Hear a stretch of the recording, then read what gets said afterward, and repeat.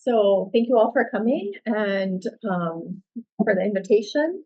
My talk today is titled Reconsidering Rebound Malaria, Zanzibari Voices on Acquired Immunity, Risk, and History. And I'm calling it a work in progress talk because we have a draft article. There's 4 of us that are co-authors on this. And I'm in the process of resubmitting right now and rewriting based on some of your feedback. So it was a perfect moment to present, and I really look forward to the conversation for the people here in the room and on Zoom.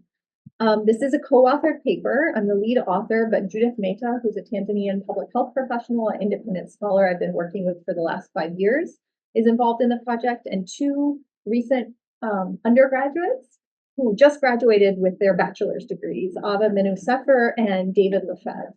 And they've worked with me as research assistants over the last 4 years on this project, and I want to acknowledge their full support and intellectual contributions to this work in this paper. So I'll start by saying thanks for having me back. So this is Jim and I 14 years ago, and I think this is the last time, I think I can get that. Yeah, thank you there. I think this is the last time I was here at BU, and that was my dissertation defense. And just to put added pressure on things, I was 6 months pregnant, so no one could deny me finishing my dissertation. And it was here, and it was slightly redecorated in the space, but this was a wonderful space for me as a graduate student, and so many great memories of faculty and students here. Judith was part of that, Michael was part of that, Jim was part of that, Diana Wiley was part of it, Jim Pritchett was part of it, Barbara was part of it, so many good people. Parker is part of it, Falou at the end, Tim Longman, Jean Hay, Joanne was here. So it's really, really nice to come back. So just for a moment, of course. I forgot to, this I'll pass around, was when she arrived here, this was her plan. I'm a list maker. And she did exactly the plan over 5 years. And here's the end point, exactly is what she did. You pass this around. This is what students might do to public dance, etc. Well, I appreciate Jim being an open enough advisor to not to allow me to present my plan and facilitate me moving through the way that I did.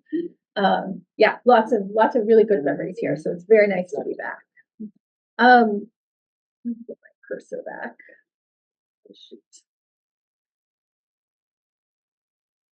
Okay, so today's presentation, I'm going to start out with some introductions to this paper, but about the larger National Science Foundation grant I have that funds this paper because it's part of a larger 6-year project. And this paper is one of about 9-10 different outputs that we have associated with it.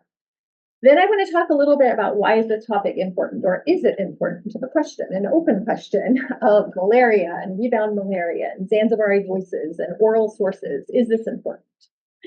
Because I'm a historian, I'm going to offer a historical interlude about Zanzibar and malaria together and talk a little bit about what does that history look like on this Indian Ocean island. And then looking more like a social scientist, I'm going to give you 4 findings from our interview data and archival sources. And our findings, briefly stated, are finding 0, baseline finding. There's no easy translations in Swahili for the terms that we're talking about. And over a few years, we acknowledged this again and again. Finding number 1 is that in Swahili, on the island of Zanzibar, there are some real differences in defining immunity and acquired immunity from the biomedical definitions versus how these terms are translated and understood locally. Our second finding is that you can change a person's understanding of acquired immunity, and through our interview process and a brief visual tool, many people change their understanding of a fairly complex physiological concept. Finding 3 is that as people understood acquired immunity better, they had a changed understanding of their risk of malaria and the epidemiological risk of rebound malaria on the island and how that affected them. And then our last finding was something that we heard across our sample of 98 people we interviewed, and that was, I need to be informed. That Zanzibaris, when we talked to them about these risks and informed them about these different concepts, they said, why didn't I know this before? And I should know about this in the future. So that's what I'm going to present, and then I'm going to end with some conclusions, some conundrums, some things that I really don't have answers to, and some potential next steps on both a micro and kind of a macro scale. So to give you a little bit of an introduction to this project as a whole, this is funded as part of a 5-year National Science Foundation career grant that's for early career researchers, and which was first funded back in 2019. And that's when interview and archival research first started in Zanzibar. And you can see the numbers are just articles that have come out in over this period of time. We had some COVID interruptions that complicated a lot of research in Zanzibar. But we're in 2024 right now. We just had an article get published about water and malaria in Zanzibar. I was just back in Zanzibar in July, returning the results of this project to many of our participants. We had a public meeting in Swahili. We had a public meeting with malaria experts. It was a really wonderful experience to kind of come full circle and be able to return to our participants and people who spent time being interviewed to say thank you and to say, this is what we figured out. This is what we think we've learned, and hear them speak back to us. 25 and 26, oh my gosh, I have so much work to do. I have 2 books that are needing to get done. So that's kind of our timeline for this larger project. And I'm really proud that so far we have 7 different student published articles. And in yellow are undergraduate students that have co-authored with me on this. And I have just been so impressed by the quality of undergraduate participation and real intellectual contribution. And it's ranged from studies in history and philosophy of science to the African Studies Review to Health in Place, which is really meant for more for practitioners. We also have 6 different works in progress. Almost all of those also involve undergraduate students, including the paper that's being presented today. And this is in preparation for the journal Malaria Journal, which is really for practitioners. So we're trying to go and talk to them about why does area studies and a historical perspective really matter if you're doing malaria work in Africa today and malaria policymaking. Wow. So I just want to give thanks to all of my NSF co-authors, and these are all my students down below who have participated. And then up in the upper right is Judith Mehta, who is my 5-year collaborator now and co-author, and just an amazing person to work with. So all of these students have really been integral to the work that I'm presenting today. So let's talk a little bit about this paper and what some of the main findings are. So I'm working in Zanzibar in East Africa. This is a close-up of the island. It's Indian Ocean off of the coast of Tanzania, semi-autonomous.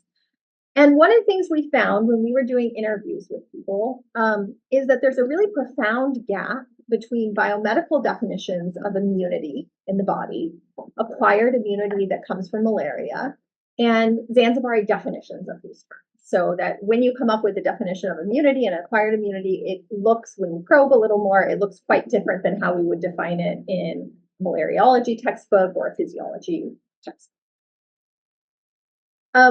Second is that we found that Zanzibaris, in the course of a 45-minute to 60-minute interview, a small chunk of which dealt with this topic of immunity, in about 10 minutes of discussion, they could have radically changed understandings of the concept of acquired immunity, the risks of losing your acquired immunity, and the risks of rebound malaria, and that it could change pretty quickly and pretty significantly with a small investment of time.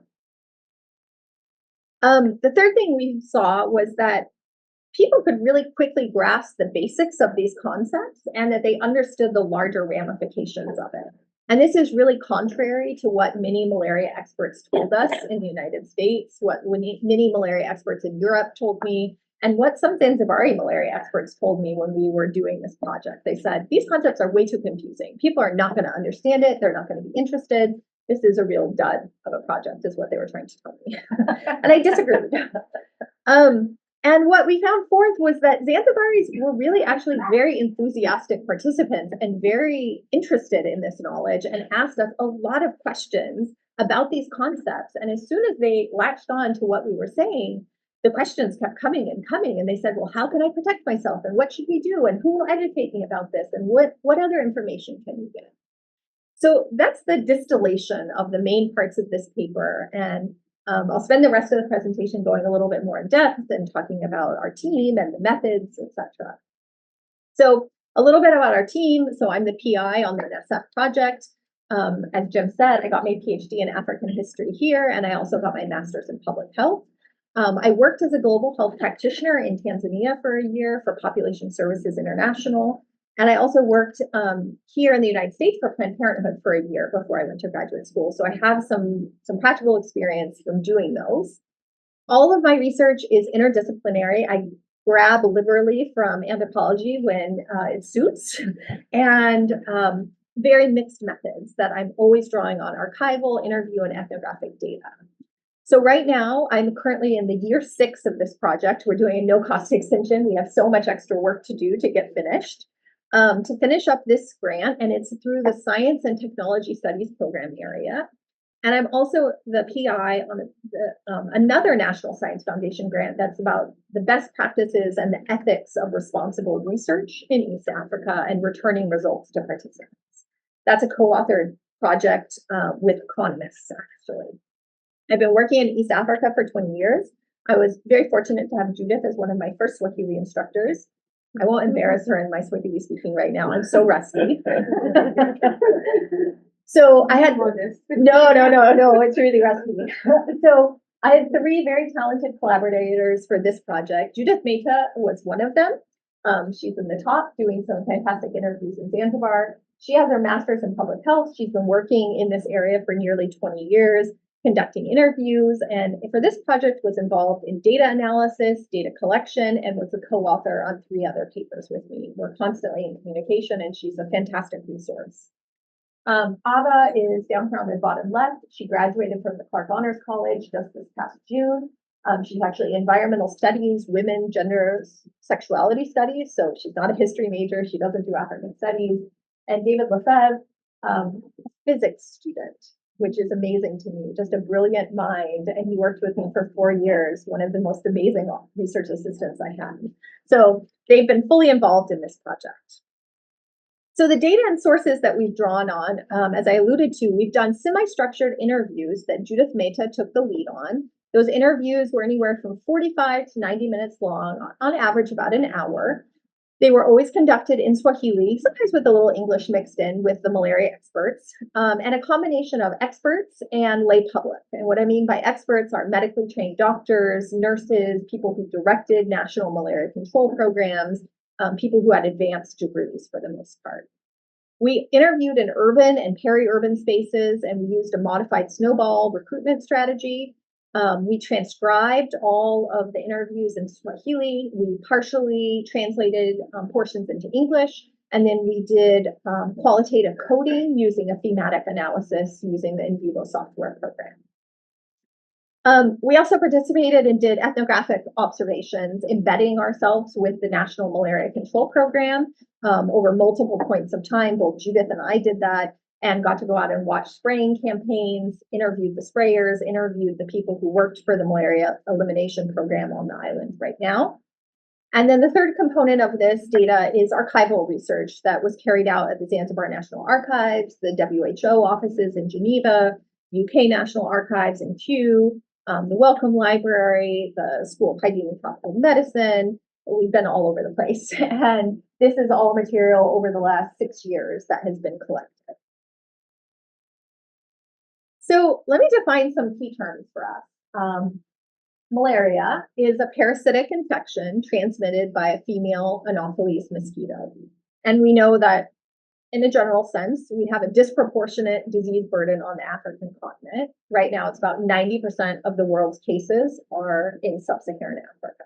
So we find it in Latin America, we find it in Asia, we find it in India and Southeast Asia, but Africa is the place where we have the most people getting infected, and we have the most people, often children under the age of 5, that are actually dying. So malaria is something that's very pertinent to the African continent and continues to be so. The second concept that we're talking about in this paper is acquired immunity. And acquired immunity is something that happens in your body when you survive regular malaria infections, and it confers a degree of immunity, a degree of protection. And what acquired immunity means is you're living in an endemic space where mosquitoes are constantly coming to bite you. They are infected with malaria. And by way of you getting infected when you're a young child, 0 to 5, you unfortunately will get a malaria infection. And the good news is if you survive that malaria infection, you get a little bit of immunity. And the bad news is if you're 0 to 5 and you get that infection, you might die. And so we see very high mortality rates for children, 0 to 5, but that for every infection that you as a child survive, your immunity gets a little bit stronger, a little bit stronger, a little bit stronger, until the point that if we graphed what the epidemiological mortality rates, the death rates look like for malaria, when you get to age 5, 0 to 5, they're very high mortality. You get to 5 and they kind of level off. And then if you are lucky enough to survive to age 12 and you continue to get exposed to malaria on a regular basis, by the age 12, we see mortality drop almost to 0. Your body has like a full acquired immunity. And we see this for adults who live in endemic spaces. When they get exposed to malaria and they have an infected bite, they might have very mild symptoms. They might actually be asymptomatic, where you test their blood and you find the malaria parasite, but they have no outward symptoms whatsoever because their acquired immunity is so protective, so strong, they've earned it over many, many years of having these small, their body challenged, their immune system challenged. So the great thing about acquired immunity is once you get past age 5, you get past age 12, you've got a degree of protection. That means you're likely to get sick from malaria, but not to die from malaria. But one of the tricks of acquired immunity is that in the same way that you gain it, you can also lose it. You don't get it for life. The only way that you get to keep it is if your body, your immune system continues to be challenged with malaria infections.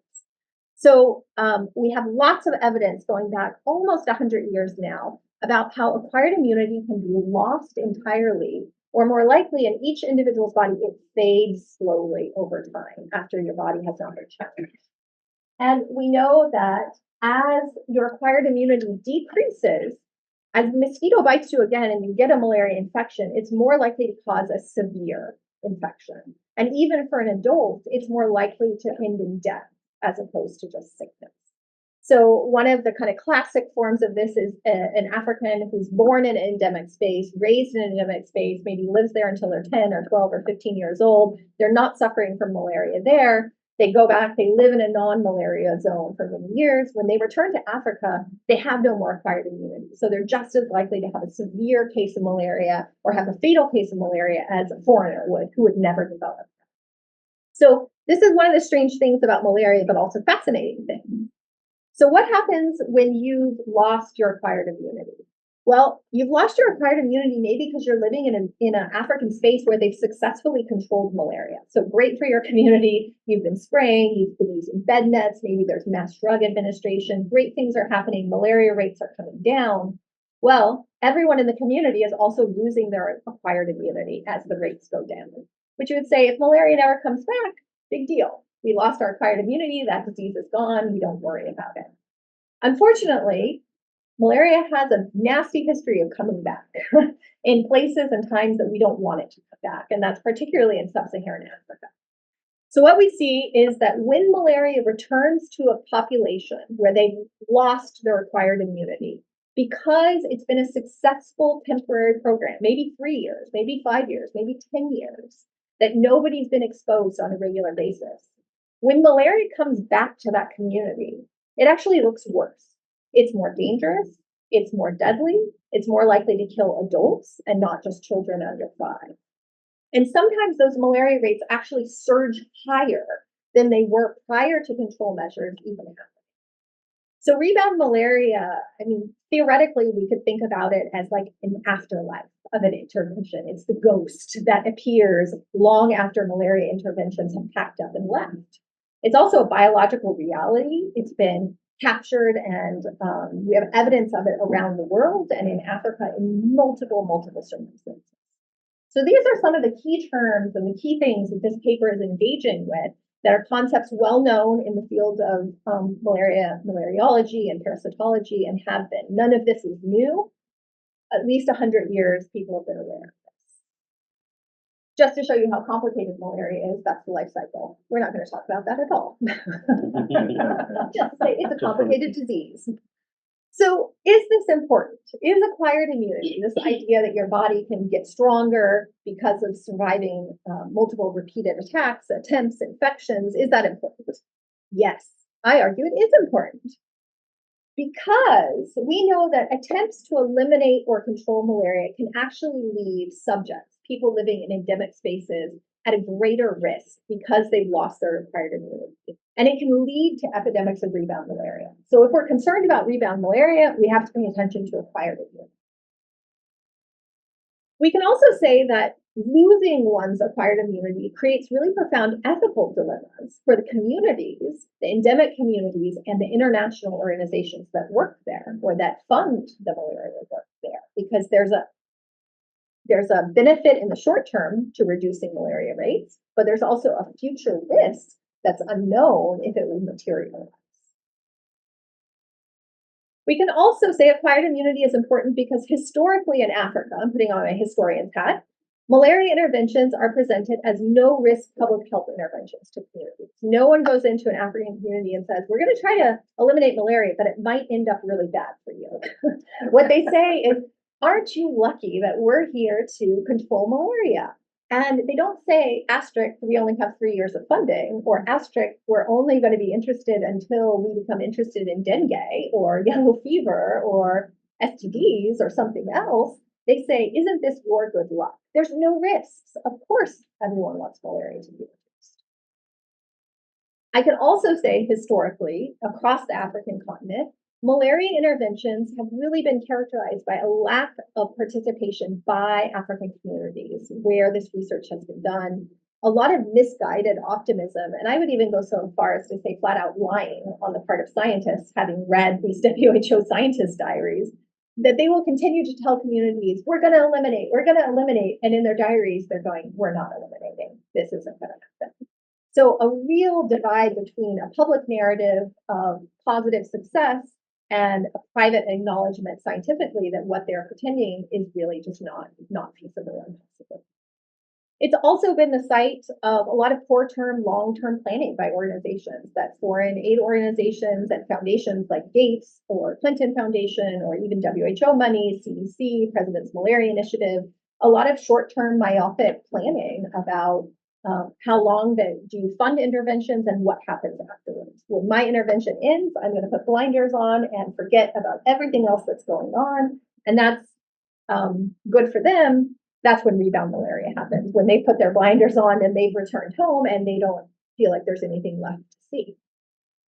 I would also argue that acquired immunity is so important because it's a place where historical knowledge, and what I call vernacular knowledge or indigenous forms of knowledge or traditional forms of knowledge, are vitally important, so that we have to understand how local communities think about malaria, about how they think about health and maintenance of the body and strength in order to really engage in meaningful ways. So then, is rebound malaria important? Yes. So this is a newspaper from 1959, front page, that says the 5-year experiment in Kari Taveta in Kenya, Tanzania was going to defeat malaria. And the spoiler is that they didn't. Malaria is still in that area. And so we're still talking about it today. So we know rebound malaria is important because the one overview article that exists about this shows that there's been 75 documented cases in 61 different countries over 70 years. And this paper was published in 2012, so it's 12 years old, and they acknowledge that this is an underreported phenomenon. So they're holding a high bar. We know this is a vast underestimation, yet the problem is there in malaria endemic spaces.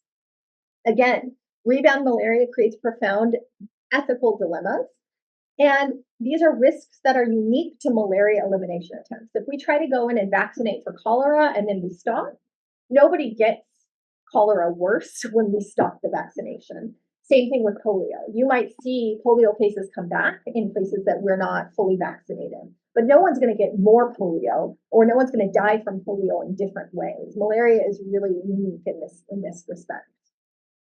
Again, a space where historical knowledge is really vital, and we know that these rebound attempts have occurred in Africa in the past. So now, why am I doing this study in Zanzibar? Why not some other place in Africa? Zanzibar is a beautiful place. I highly recommend everyone goes. But I didn't choose it just because it was a tropical island. I chose it because it historically has been considered the place in sub-Saharan Africa most likely to eliminate. And it has been called a model malaria eradication program by the WHO going back to the 1960s. And this is something that Bill Gates said, I think, in the last 15 years. Like, if we're going to eradicate anywhere, it starts in Zanzibar. Like, Zanzibar is this model, this archetype for what we think we can do across the country. It's been held up as a best case scenario because for almost 15 years, malaria in Zanzibar has been under 1%. And it's been held up as a success story of this is what other parts of Africa should do. And unfortunately, it's also been a worst case scenario with an epidemic of rebound malaria where rates surged above 75%. So nobody wants that to happen, but the same thing has happened in Zanzibar over a 50-year period. And then finally, Zanzibar itself has a history of rebound malaria that's not always recognized. I was lucky enough to have a lunch meeting with one of the top CDC malaria experts a few years ago. And I told him about this project, and he said, "Why are you talking about rebound malaria? It's overblown. The risks are really minor." And I said, "Well, I have these historical case studies. I have really clear data that shows this is an issue." And he said, "Not relevant." So I think that we have to focus on this topic. We have to talk about it. I have to talk about it with policymakers and people who aren't just historians and Africanists, because it has real implications for how people are living on the ground.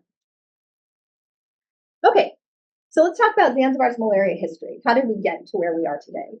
So I will say from the 1920s to the 2020s, malaria has been controlled and tried to be eliminated many different diverse strategies. And that's ecological control, vector elimination, spraying campaigns indoors and outdoors with different types of chemicals and insecticides, mass drug administration, where I give everyone in the room something to clear you for malaria parasites, even if you don't have them. Early diagnosis, so going around and saying everyone should get tested, even if you don't have symptoms. Making sure that there's treatment like artemisinin and combination therapy available either for free or very discounted. Lately, the last decade, there's been a lot of high-tech interventions with Wi-Fi finding systems and GPS, digital mobile tracking systems where you go out to a place, you case track to patient zero and everyone around them. Nets, long-lasting insecticide-treated nets, all the different versions of nets you can imagine, given out for free, given out to pregnant mothers, given out on the street, sold in the market, every version of that. And then we've had multiple elimination attempts starting in the 1950s through the present.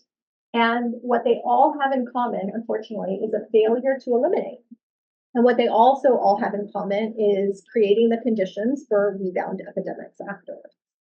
So down here are two photos of sprayers. One is from the 1950s and one's from the early 2000s. And it's actually quite remarkable how similar the practice is. It really hasn't changed. Our insecticides have changed a little bit, although DDT still remains the most effective insecticide we have for indoor residual spraying in Africa.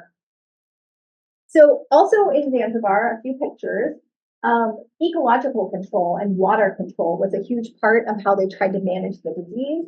So this is a paper that just got published with 3 of my other students about puddles, creeks, and drainage, and connecting the histories of water and malaria over the last 100 years. So there was actually a huge drainage project of the tidal creek. And so these are historic photos from the early 1900s. And you see that at low tide, it was kind of like a mud flat. And at high tide, it was actually so much water you had to cross by river. This was entirely drained in the name of malaria control, even though this wasn't a breeding site for malaria mosquitoes because it wasn't fresh water. So, they tried many different strategies in Zanzibar, and none of them were at all effective until the 1930s. And just to show a little bit more how the landscape has changed, this is all water, the tidal flat going in. Tidal flat, and then this is 1987. So you see that it's been entirely filled in. The whole landscape of the Zanzibar town, the peninsula, has changed as it's been infilled. And that has changed the disease environment, but not in significant ways for malaria. So the major interventions that have happened for the 1920s, it was the British colonial government, and they were doing environmental modification and mosquito control. The WHO campaign is the first big one, and this was part of the global malaria eradication program. It ran from 57 to 68, and their main intervention was indoor residual spraying. It was successful in that it reduced rates to under 7%. They said this is no longer a public health emergency. It's no longer a public health problem, but they failed to stop transmission, which is the only way that you can say you've been successful for elimination. When the WHO packed up in 1968, what they left behind was a rebound malaria epidemic that had rates surging up into 75% prevalence rates from that 7%. In the 1980s, USAID came in and tried to do the exact same strategy with the exact same drugs, and it didn't work. And after a few years, they said this program is not effective. And they canceled it early because they were not seeing reductions in malaria rates. I think that there was another blip in rebound malaria in the 80s and 90s. All of those records were burned. So I've been to all the ministries of health, all the Zanzibar malaria control offices, and they said when they moved from one office to the next, they didn't have enough space. And one of the officers said, I just burned all the records because I didn't think we needed them anymore. So I think that it's actually might be impossible to actually document what happened in the 80s and 90s because we didn't have foreign agencies there collecting data. And then most recently, from the 2000s onward, we've had Gates-funded projects through Centers for Disease Control and the President's Malaria Initiative. And the initiatives, again, have been back to spraying, a lot of case detection and monitoring, prompt treatment, rapid tests. And they've been extremely successful to under 1% for over 15 years. They've held it to. And this is the longest period in malaria, in Zanzibar's malaria history to have this low of rates. It's a true accomplishment. We've collected data back to 1910, and it's never been this low. However, when I presented this summer to the Zanzibar Malaria Control Program, they said they shared data that shows malaria is on the uptick. So in some places, it's almost 10%. And that people are very concerned, experts are, about whether this is the start of a rebound epidemic and whether they have the resources to be able to respond to it. So to show you visually, this is another project that one of my students and I have been working on. It's 100 years of malaria epidemiological data that we've collected from the archives and turned into a new database. And it shows in the 1920s, we have prevalence rates near 75%. Environmental controls used through the 60s, and it's largely ineffective. It's not doing anything to touch it. When the WHO comes in 1957, it drops precipitously, and it's down under 10%. They get it to like 5% for a short period of time. And then you see in 68, when it ends, all of a sudden you have this skyrocketing of malaria rates as there's no more control strategies in place. USAID brings it down temporarily, and it goes up again. And I actually think here, this should probably be far, far higher, and we just don't have the data. We haven't been able to find anything that can tell us this. It drops again with Gates money and nets and treatment coming in. And in by 2020, what we're seeing, if I graph this last little bit, is we're creeping up to 10%. So this is an amazing, amazing thing that's really notable for Zanzibar's malaria history, but something that also positions them to be somewhat in a risky place if things don't continue. So people remember rebound malaria in Zanzibar. When we did our interviews, the members of the lay public who were old enough to remember the 70s and 80s talked about extremely high malaria rates and mortality. One man told us that in the 1970s, it was a big break because before that, he told us in Swahili, there wasn't even one mosquito that you would see anywhere. Another man told us in the 1970s when malaria came back and we had the steep increase, he said you could hear the roar of malaria all the way on the Tanzanian mainland. He was a Zanzibari doctor, and he said, I lived in Dar es Salaam and I could hear the malaria growing. And then another man told us that at that time in the 1970s, you would find 2 or 3 sick people in every house because mosquitoes would come in and they would bite Juma, and then they would bite John, and then they would bite Davy, that each person was coming and that the mosquitoes were everywhere. So there was a sense that the 1970s were different than this period of time before. So who we ended up talking to, we did 98 interviews. And there were 84 unique individuals, 50 men, 34 women. We had 5 high-level experts, 17 experts, so people who worked in malaria control but didn't have advanced degrees, and 62 members of the lay public. And then 14 people we actually returned and interviewed twice. We went back and shared results and had them have a dialogue with us about what we found. And during these interviews, we asked them 1, 2, 3, 4, 5, 6 questions about acquired immunity, rebound malaria. We gave them a scenario about an African moving away from a malaria spot, coming back and getting it. How would they feel? Was it severe? And after these questions, and it was really nice back and forth, we had a 1-page visual tool that we showed them. And this is, the top panel has teacher and students in it. And the teacher is asking, this disease of malaria affects which kind of people? And the students are offering different answers. And they say elderly people, pregnant women, children under 5. And the teacher responds, yes, okay, people at any age can get malaria. And this is intended for use in schools. It was created by the Global Fund and the Zanzibari Revolutionary Government. The second panel, panel 12, the teacher asks, why do you think people of all ages are at risk of malaria? And the students say, because for a long time, some people did not get malaria. And that has led to the decline of their body immunity. So in Swahili, they're saying it's a kinga za mwili, the immunity, the protection of the body, or the immunity of the body.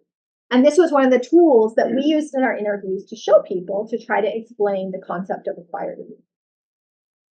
And what we found was that when we did ask these questions amongst the members of the lay public, not a single person was familiar with acquired immunity or rebound resurgent malaria. And no matter how many different ways we described it, how many different Swahili terms, people would say, nope, I don't know what you're talking about. I know about kinga, I know about immunity, I know about this, but I don't know what you're talking about. We also discovered that after that, showing them that 1-page tool, exactly that same thing, many participants had a really changed understanding. They would say, oh, I think I get what you're saying. And in all cases, community members asked to know more about the topic and that they started to express worry and concern about not being prepared for rebound malaria. So the challenge for the current work is how to clearly communicate these topics. So these are some of the quotes. One woman said, I'm worried about my health and I should be informed on how to protect myself not to get sick. I've never got it. Well, what do I need to do to be informed? Another woman told us it's good for the community to understand. It's better to tell me in advance about this information. And another malaria expert told us it's important to know because it's their right, it's their haki in Swahili to know about such an issue. A citizen, so kind of harking back to Zanzibar's socialist past, citizen must be able to get such accurate information from the government. Okay, so a little quickly through findings, no easy translation. So Judith won't be surprised by this, but immunity and acquired immunity are hard things to translate in Swahili. And so there are words that are approximate for immunity, like kinga or kukinga or kujikinga, to protect oneself. Acquired immunity, as it was translated in that short comic, kinga za mwili, the protection or immunity of the body, so specific to the body. And then we came up with this very unwieldy phrase, but was very descriptive. the immunity of the body, which has been gained from being sick with malaria. And this was our workaround to say, after you get malaria, what kind of kinga do you have at that point? And people understood this, but they hated this term. No one ever said it back to us because it's a terrible mouthful. So they were very clear that kinga mwili was the term that they wanted to use, even if it kind of approximated it. And the images you're going to see in each of these slides are different people who consented to be interviewed, who consented to be photographed, and consented to have their images used in publications and presentations. So what were kind of Zanzibari definitions of immunity? Kinga meant, we felt like, immunity, protection, or prevention. And that depending on how a person used it, it could mean either one of these things. That it didn't just refer to immunity of the body. So kinga za mwili, immunity of the body, was one way it could be worked. But protection, it could describe activities or things that protect against the disease or strengthen the body. Like chakula bora could be part of kinga. Good food keeps you strong. Clean water keeps you strong. Mazoezi and exercises keep you strong and are a form of kinga. It could also be prevention. People use the phrase a lot, kinga ni bora kuliko tiba. So prevention is better than the cure. And it doesn't work if you translate it as immunity is better than cure, or protection is better than cure. It really has to be prevention to really make sense. So we realized that Kinga is a more flexible term than people have given credit for. And some people talked about by eating nutrients and healthy foods, that's how you acquire immunity. So what did people say when we asked them about acquired immunity, this Kinga mwili, the body's immunity? Have you ever heard of this? No. And I'm not going to go through 48 versions of that or 68 versions, but that was what we heard from everyone. And then Judith would follow up and she would say, are you sure you've never heard of it? What about this way? No, stop asking me this question, is what people would say. Now, experts that we spoke with definitely knew this concept. So people who were trained malariologists who had higher advanced degrees, they would give extensive explanations. Here, a person can even get a small attack because immunity is now depleted in the body. It can lead to serious illness simply because its immunity is low. So people didn't use technical terms, but they understood the concept, Zanzibari officials and experts. So what does this gap mean? It really means that the lay public doesn't understand this concept. It's that malaria experts haven't taken any time to really figure out how people are thinking about these concepts locally. And we know for a fact that there's currently no literature reporting on these gaps. So nothing anthropological or area studies things that are talking about this, which we hope to rectify. And it raises questions about if African communities should understand these concepts moving forward. So our second finding was that Zanzibaris really do understand, they can understand them after viewing this simple informational leaflet. And after they did this, they really expressed greater conceptions of risk about what happens with lost acquired immunity. And one man, Nasoro, before the leaflet, we asked him, what do you know about body immunity? And he said, that one, after suffering from malaria, I've never heard of it. And then after the leaflet, Judith says, so after giving you all those explanations, what are your views? And he says, the views according to your explanation is the body immunity that a person gets after suffering from malaria, and a person stays for a long time without getting malaria, he or she loses the body immunity. So it's a really pretty clear, he gets it after looking at this. So we see a lot of changed understandings, not just of acquired immunity, but also of risk, of what's at stake for people. So Buonanasoro tells us the whole issue of malaria rebound will be a big risk because many people have not suffered from malaria recently. When it rebounds, many will suffer and the risk will be big. He understands. B. Fatima, who's 73 years old, she tells us, if we get it, it can take us. I'm worried about my health and I should be informed on how to protect myself. So our last finding is about this desire to be informed, that Zanzibaris were really clear that it was important for them to know the risks. B. Hamida, who actually works for the malaria control program, said it's good for the community to understand. It's better to tell them in advance so that people can be self-sufficient. They can work on self-protection in addition to having the information. B. Faiza, another expert, said it's important to know because it's their right. This idea of citizenship and that the government has an obligation to share accurate information. So these are interviews that were happening during COVID with masks. They were outdoors on a very challenging set. So what are some of the conclusions of thinking about these findings? We've done these interviews. We've talked to people about immunity and acquired immunity and rebound malaria. What we can say for certain is that there's different understandings of key concepts that are very important and relevant to ongoing malaria interventions. We can say for certain that Zanzibaris can grasp the basics of the risk of lost acquired immunity, even with a simple tool and a conversation of less than 10 minutes. We know that there's a generational shift in our data, that many of the Zanzibaris under 30 years old that we interviewed had no direct experience with malaria. No, they had never had it before. They didn't know anyone who had had it, which is a real public health, global health accomplishment to say that malaria rates have been that low for that long. But they also had a very different conception of the risk of malaria returning because they had never seen it. More broadly, I would argue that some of our current practices of non-disclosure about not sharing this information in public health programs could be considered unethical. That it's a way of not respecting the autonomy of the individual by giving full information. It could jeopardize consent because consent has to be informed, it has to be understanding, and it has to be voluntary. And if you don't know everything about the risks, how can you really understand it? It shows a great deal of paternalism in deciding what Zanzibaris should know about the malaria risks in the future and the interventions that are happening. So that's very broad to think about the kind of ethical implications of these interventions that are ongoing. I would argue that as a historian, Zanzibar's malaria past, that huge decrease in the 1950s and that huge uptick of rebound malaria in the 70s and 80s raises serious concerns about Zanzibar's malaria future.